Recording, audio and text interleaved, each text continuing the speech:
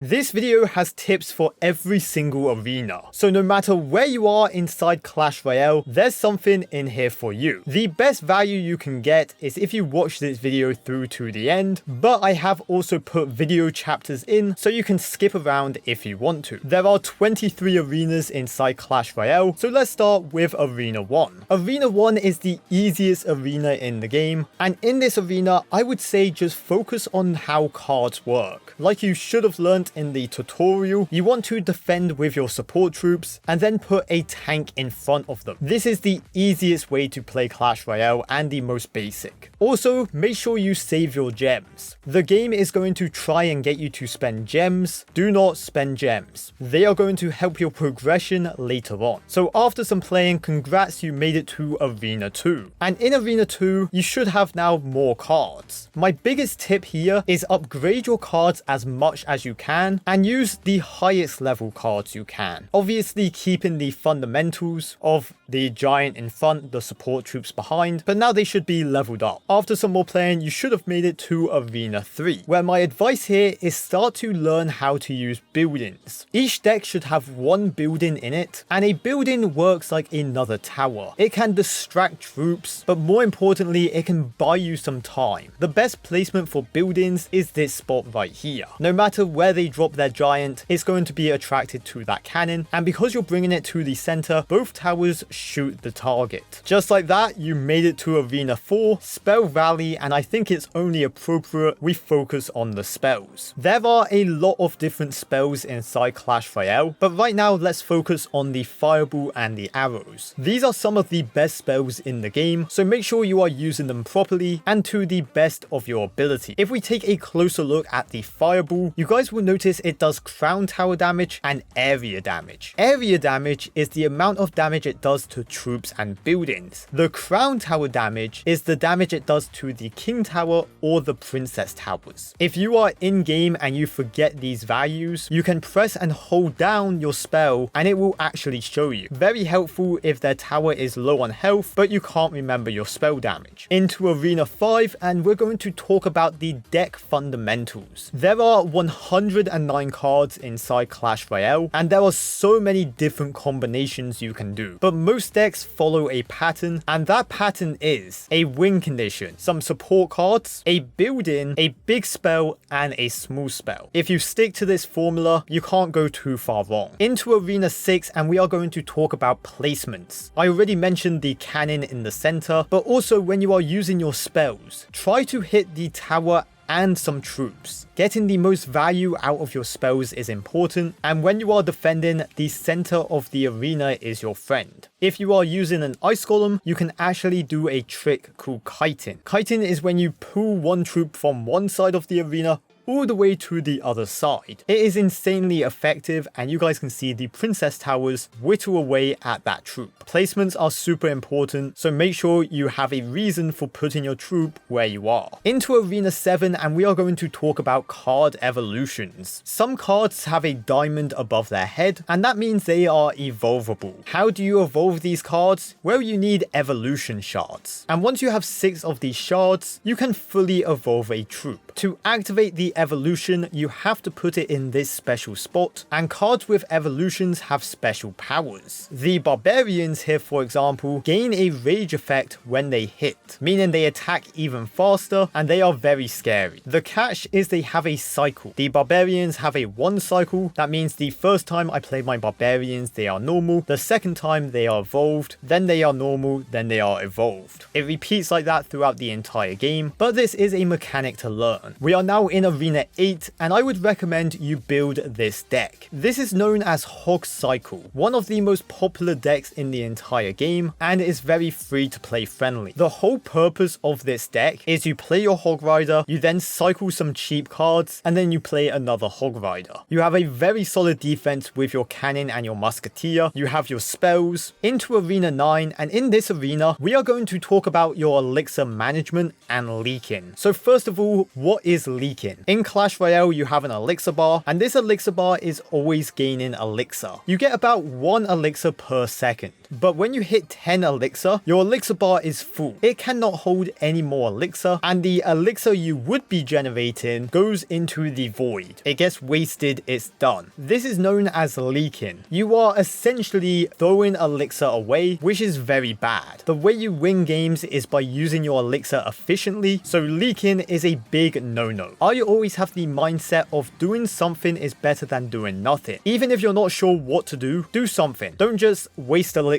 and throw it away, because that will lose you games. It is the biggest mistake I see in people's gameplay. Into Arena 10, recognize when to play defense and when to play offense. My opponent has just put a giant at the back. I have 2 options right now. Option 1 is I can set up on defense. I can play a cannon, I can play a musketeer, and get ready to defend this giant push. Option 2 is I can attack. My opponent just played a giant at the back. That giant costs 5 elixir, so they are down 5 elixir. If I go for a hog rider, it is going to be difficult for them to stop. This is something you just get a feel for during the game, and really practice makes perfect. Into Arena 11, and this is where you unlock legendaries. Legendaries are very unique. Each legendary card has something quirky about them. Also, because you are now in Arena 11, you should be a high enough level to play events. Every single week, Clash Royale puts out new events and challenges, and to help your progression, you should be playing all of them. Into Arena 12, and here you need to recognize your opponent's counters. So I play my hog rider. My opponent defends with a cannon. They have a really good answer to my hog rider, so I need to get creative and find different ways of getting damage. That might be with an ice golem musketeer at the bridge. It might be I try to outcycle my opponent. It might be I actually spell cycle my opponent. A big mistake I see players do is when they have a bad matchup, they do the same thing over and over again, hoping for a different result. Change up your playstyle and adapt. Onto Arena 13, and this is learning elixir traits. A musketeer is coming towards me. A musketeer costs 4 elixir. I defended this musketeer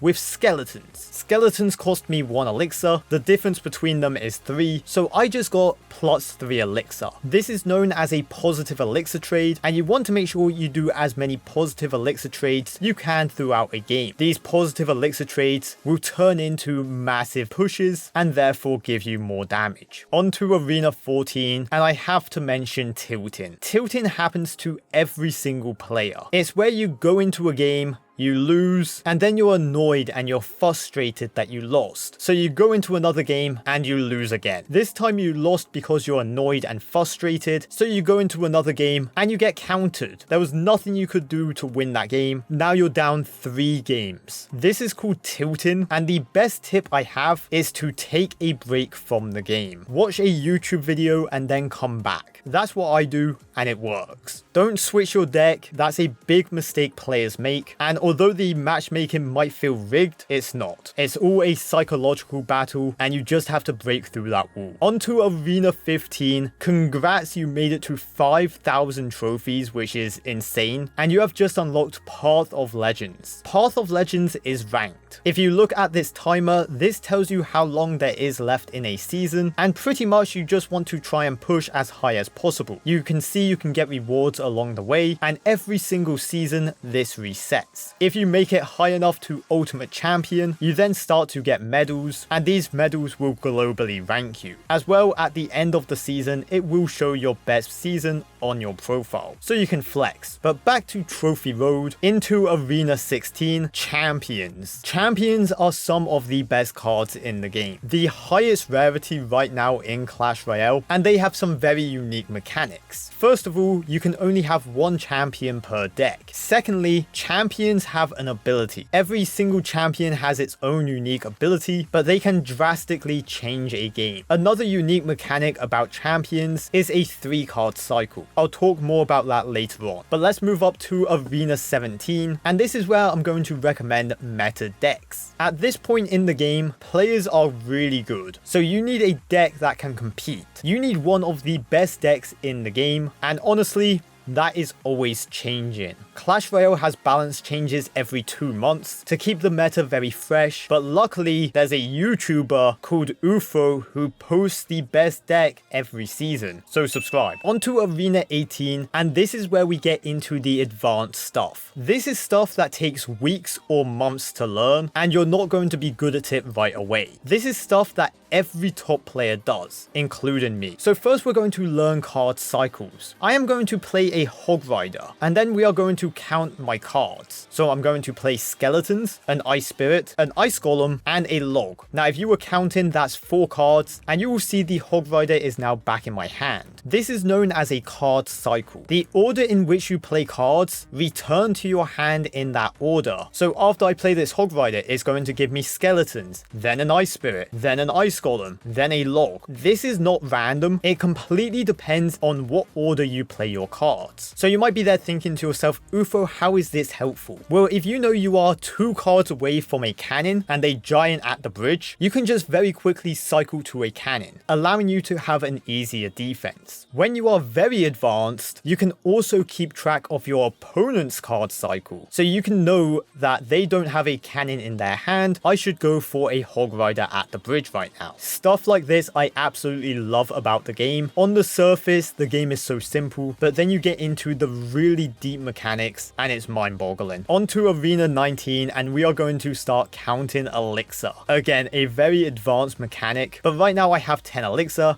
I play a Hog Rider, I go down to 6 elixir. Now keeping track of your elixir is easy. Keep track of your opponent's elixir. That's the hard thing, and that's a very big skill. What this does is allow you to push them when they are low on elixir. Your opponent might be broke on elixir, and now is the time to push. And you do it the exact same way as you count your own elixir. You look at your opponent's card. Let's say they play a giant at the back. Okay, that's -5 elixir. I play a Hog Rider, they play a cannon. The cannon's an extra 3 elixir. So far they've spent 8 elixir, meaning they only have 2 elixir left to defend. If I fireball this cannon, they have 2 elixir. What are they going to do for 2 elixir? That's right, play goblins. So guess what? I'm going to hit them with the prediction log, and just like that, I've got a Hog Rider on their tower doing a ton of damage. As well, because we pressured him and made him spend all his elixir, he now doesn't have any elixir to support this giant, meaning I get to defend it very easily. This goes back to the whole knowing when to pressure your opponent and knowing when to attack and when to defend. I did all that because I was counting his elixir, and like I said, these skills that I've just said are very advanced and take months to learn. And even the best of the best don't get it right 100%. Into Arena 20, and here you're going to learn how to beat bad matchups. I said earlier that matchmaking isn't rigged, and that's true. Sometimes you just get a good matchup and sometimes you just get a bad matchup. It's how Clash Royale is designed. There's no one best deck, just some decks are better at beating other decks. But what you can do is learn how to beat the bad matchup. My recommendation is grabbing a friend or a clanmate and just practicing this bad matchup over and over again until you figure out a way to win. The best players in the game spend